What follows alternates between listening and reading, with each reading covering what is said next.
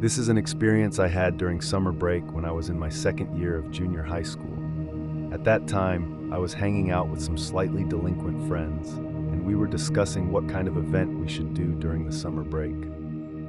We decided to do a test of courage. Thinking it would be boring to do it in a normal place, we carefully selected a location. One of my troublemaker friends suggested staying overnight at a property where an accident had occurred. His parent ran a real estate company that managed a property with a dark history. It was hard to rent out, so when we asked if we could stay for just one day, we got an okay. I remember the real estate agent had a rather gloomy expression. The first night's fun. On the day of our stay, we took the train to our destination. Honestly, at this point, I was in a picnic mood and couldn't wait to stay overnight with my friends. I didn't think at all about what was going to happen next. As soon as we arrived at the property, we started a party with the food and drinks we had brought. I think there was a strong psychology of nothing's going to happen anyway among us. After we had our fill, we went to a nearby public bath since there was no water or electricity in the property. The first sign of trouble. After that, we were telling scary stories in the dark room when something strange happened. The sliding door between the living room and the Japanese-style room was slightly open, just enough for one person to pass through. I thought someone might have forgotten to close it, but everyone said they had closed it. We were prepared for some kind of anomaly, and I didn't want to appear scared by such a small thing, so we chatted a bit more before going to sleep. Morning feared. However, when we woke up in the morning, there was a big change. One of our friends, S, was not in the room. It was around 5 a.m., and at that time I thought maybe he had gone to the bathroom outside. The other friends were still sleeping soundly. About 10 minutes later, S came back, forcefully opening the door. He said in a loud voice, "Let's go home. We need to leave." It seemed he had been waiting for the first train to start running. S's face looked tired and pale, and it was clear he hadn't slept. I couldn't quite grasp the situation, so I asked for a reason, but S just kept saying we needed to go home. Overwhelmed by his intensity, we quickly packed up and got on the train. Confession on the train. On the train ride back, S began to tell us what had happened, bit by bit. After we had all fallen asleep, S had stayed awake. He then started hearing noises. It sounded like someone walking, and then he heard what seemed like voices. He tried to wake the others, but no one would wake up, so he panicked and ran outside. As we listened to his story on the train, we didn't really believe it. We thought he was just putting on an elaborate act. We didn't believe in ghosts at all. The beginning of tragedy.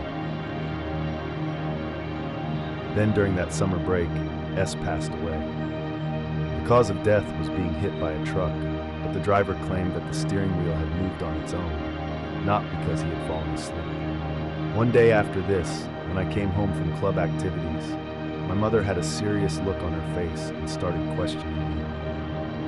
"What on earth did you do? Is there something you're hiding?" I thought about hiding the fact that we had stayed at the property with a dark history, but given my mother's intense questioning and expression, I decided to be honest and told her everything. Threatening visitors. Then my mother began to tell me about recent events. Apparently, when I wasn't home, there had been visitors knocking on the door, even though no one could be seen through the peephole. When asked who it was, they would only say, "Open up," and when ignored, the knocking would get louder. This had been happening more frequently as days passed, and my mother felt threatened. From these strange occurrences at our house and S's sudden death, my mother had figured out that something must have happened on the night we stayed at that property. It was then that I learned my mother had spiritual sensitivity. The purification ritual.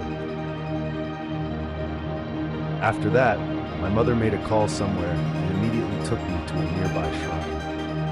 When we arrived, there was someone who claimed to be a spiritual medium, presumably the person my mother had called earlier. The medium and the shrine staff concluded that there was a very strong earthbound spirit in the property where the accident had occurred, that S had died due to the spirit's influence, and that I was likely the next target. They strongly admonished us, saying that we shouldn't use spirits as tools for tests of courage, just for fun, and that it was especially forbidden to stay in places like accident sites where strong spirits linger. I truly regretted my actions from the bottom of my heart. Reciting the spell, we had no choice but to deal with the situation, so I received a purification ritual, was given a protective charm, and received 2 copies of a text with some writing on them. I was told to give 1 copy to my other friends. I was instructed to read the written text at least 3 times a day for 3 days. They warned me that I might hear noises while reading, but I should not stop and should read it through to the end without fail. At first, I did hear some noises, but as I repeated the reading, the noises became less frequent. By the 3rd day, there were no more noises. Later, when my friends and I went to the shrine to express our gratitude, the shrine staff and the medium greeted us with relieved expressions, saying, "We're so glad you're alive."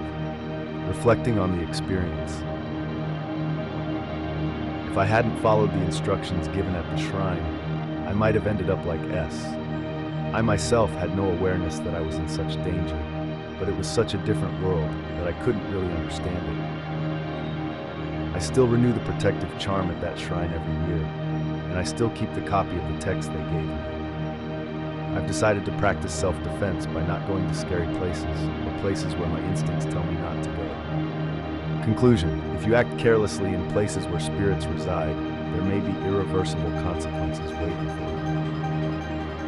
I hope that none of you will ever experience such things. This concludes the story of the experience at the property, The Dark History.